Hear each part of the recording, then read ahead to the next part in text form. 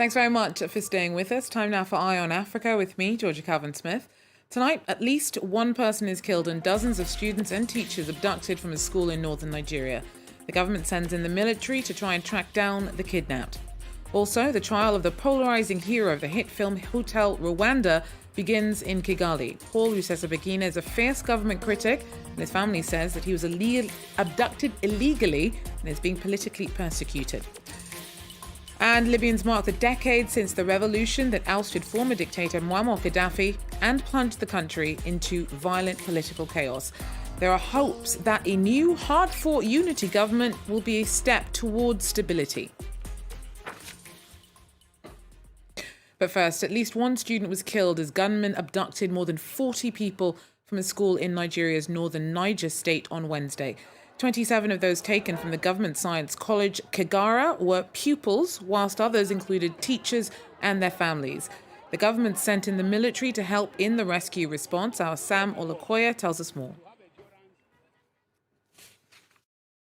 The attackers wore military uniform and also carried assault rifles. They entered the school under the cover of darkness and went to the staff quarters, where they abducted some staff and members of their families. From there, they moved to the hostel, where they chased terrified students. One student was shot dead as he tried to escape. The abducted persons were moved into a forest, and it is believed they are being held in the forest. Niger State Governor Abubakar Sani Bello has ordered the closure of the school and other schools in the state that are considered to be insecure. Nigeria's President Muhammadu Buhari has ordered the military to immediately rescue the abducted persons. Military chiefs have moved to the area to coordinate the rescue. Residents of the area said they've seen a large contingent of troops in the area. Mass abduction of school children is quite common in Nigeria. Last December, more than 300 students of the government secondary school Kankara in Katsina State were abducted. Most of the mass abductions have been carried out by the jihadist group Boko Haram and a splinter group, the Islamic State West African Province. But of recent, we've seen abductions taking place outside of the northeast Nigeria, where Boko Haram is active. This particular abduction happened in north-central Nigeria, which is outside Boko Haram territory. No group has claimed responsibility for the abduction, but it's believed that one of the armed groups in the area that have been active in abducting people and collecting money for ransom might have been responsible for this. The state governor, Abubakar Sani Bello, has said he's not ready to negotiate ransom with the abductors. Sam Olukoya there for us. Now, the trial of Paul Rusesabagina began in Kigali on Wednesday. His supporters say that he's being politically persecuted and was illegally abducted overseas by Rwandan authorities. Kigali denies this. The former hotelier, who lives in the US, denies terror charges. Now, he was portrayed as a hero in the hit Hollywood film Hotel Rwanda for sheltering people during the 1994 genocide. Nearly 1,200 people took refuge from Rwanda's 1994 genocide in Kigali's emblematic Hotel des Mille Collines. Its manager, Paul Rusesabagina, was internationally hailed a hero. Today, Kigali is keen to discredit the government critic. Passa was a receptionist at the hotel in 1994. He claims Rusesabagina's reputation is exaggerated. Rusesabagina was using genocide victims to make business. He was robbing them of whatever money they had left. He was spending his time partying with the soldiers who were killing Tutsis outside before coming back to the hotel in the evening to party. Rusesabagina denies Mwenanganuche's account. Outside of Rwanda, some genocide survivors still credit their lives to the hotel manager. But the government accuses Rusesabagina of treachery and has sparked a battle of narratives. The survivors of genocide feel he's not a hero. He's a hero made in Hollywood, and he betrayed them. He sold their story to make money out of that. He's formed terrorist groups. He's funded them. And these terrorist groups have actually attacked Rwanda. Paul Rusesabagina accuses Kagame of war crimes and is perceived as an enemy of the state. Kigali accuses him of terrorism. He was arrested by the Rwandan police last August as he was returning from Dubai. He used his Hotel Rwanda platform to expose the human rights violations that the government of Paul Kagame and the FPR are committing today against their people. So he was abducted and taken to Rwanda by force in violation of international law.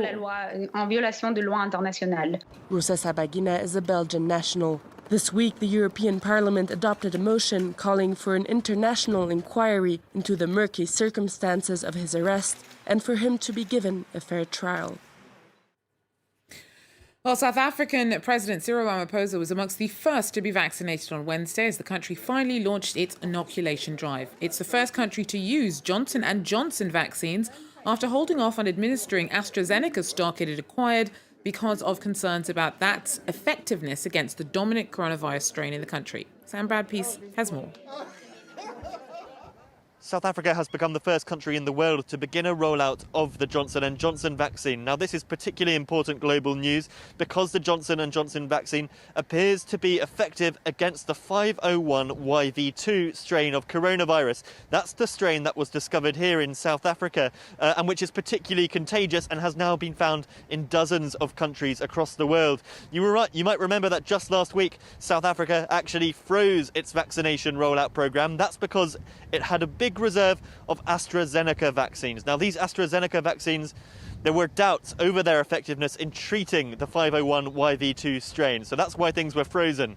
It's worth remembering that the South African government is prioritising frontline healthcare workers in its vaccination rollout with these new Johnson & Johnson vaccines, but the president himself also got a jab today in a televised event, which really was to send a message that these vaccines are okay, don't be scared. Now, South Africa aims to vaccinate 40 million people by the end of the year. That requires vaccinating hundreds of thousands of people a day.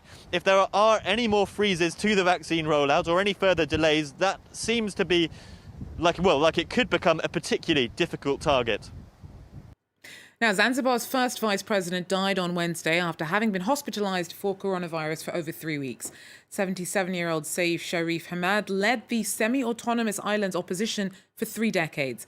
Despite both Zanzibar and the central Tanzanian government having denied the threat of the virus, there are growing concerns about a rise in cases and fears that Dodoma's start is endangering lives. Now, Wednesday marked 10 years since the start of the Libyan uprising that ousted Muammar Gaddafi and sparked a decade of violent instability in the country. There were parades and fireworks in Tripoli, whilst in the east, where a rival administration to that based in the capital holds sway, commemorations were more low-key. Forces there are led by General Khalifa Haftar. His fighters attacked Tripoli last year before being pushed back. UN-backed talks led to a settlement, but much of the country remains under the influence of various militia, many of which were formed during the revolution. Now, hopes for change are now pinned on a new interim authority that was formed only this month.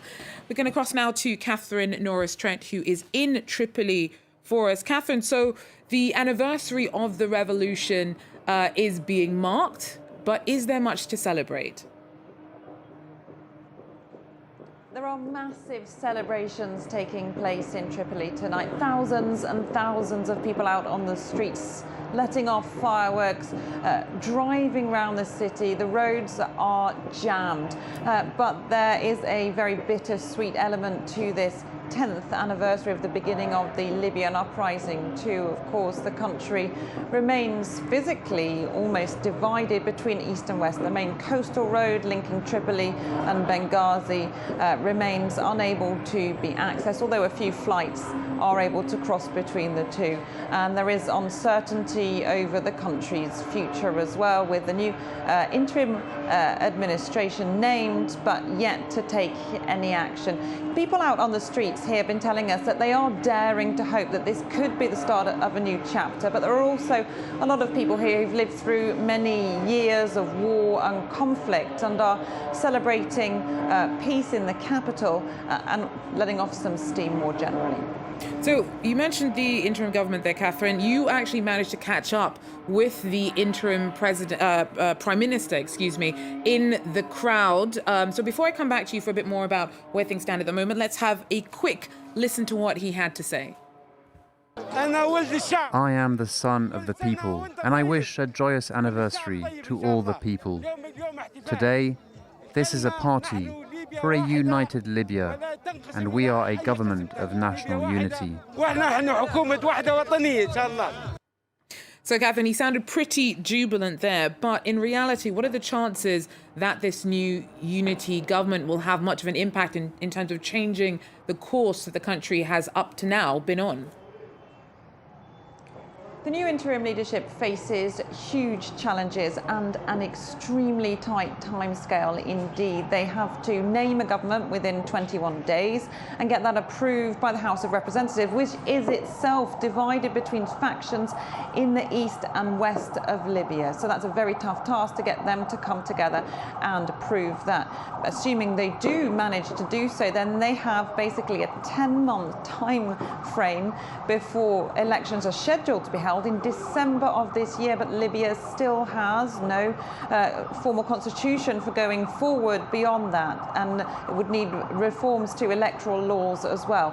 That's on top of improving the security situation. A multitude of armed groups still basically are in de facto control of most of the country, and it's very fractured and factionalized indeed. And then there are day-to-day challenges for many Libyan people. So there are power cuts, there are long lines of people waiting outside banks to try and get cash to live on as food prices are spiraling. There's petrol shortages too, chronic unemployment. So a huge number of challenges for this new interim leadership to face if they can live up to some of the very high hopes here of a lot of the young people in Tripoli. So a lot riding on that interim government. Thanks very much, Catherine Norris-Trent, there for us in Tripoli. That is all the time we have for Eye on Africa for now. Thanks for joining us. Do so again. Take care.